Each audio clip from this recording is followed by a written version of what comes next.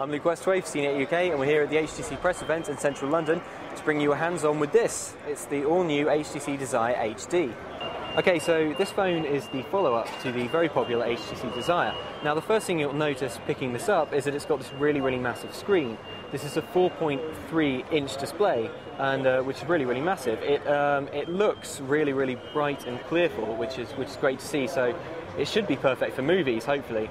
And happily, that really big screen doesn't seem to have bulked out the actual phone too much. We've got this big, ugly security tag on the back, so we can't really fit it in our pockets, but it looks very, very slender indeed. Now, on the back, we're very pleased to see that there's an 8-megapixel camera here with dual flash. So this should be a mobile perfect for any amateur photographers out there. HTC have promised that they're sticking in a bunch of interesting photography features. So we got distortion, a vignette effect, depth of field, vintage warm, grayscale, always a classic. So this is quite interesting. This is a distortion effect. You can drag this little circle around here to adjust exactly what you want distorted. So if I wanted to make these people have tiny, tiny heads, that's entirely possible at last. So whilst you're taking photos, you'll be glad to know that you can that geotagging can be switched on, so that you can search for your photos by where they were taken, which is a really useful feature. There's also face detection, which is quite cool, so you can line up those smiles nice and easily, and a few other features as well.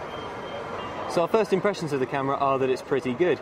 You can tap the screen to focus on any particular part, which should help you kind of get a bit more control over the light sensitivity of your photos.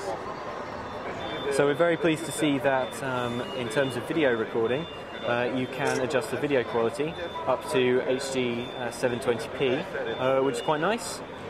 So should make making home movies on the move really quite a simple affair. Alright, so something that HTC were very keen to emphasise during the presentation was that this phone has real potential as an ebook reader. So if we go into the Reader app, you can see they've put on a bunch of books for us to take a look at.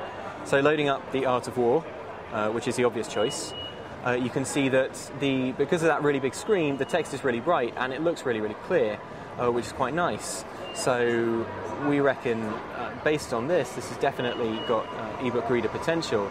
So HTC has partnered with Kobo to provide these ebooks. At the moment they've only got books available in English, but apparently that could all change.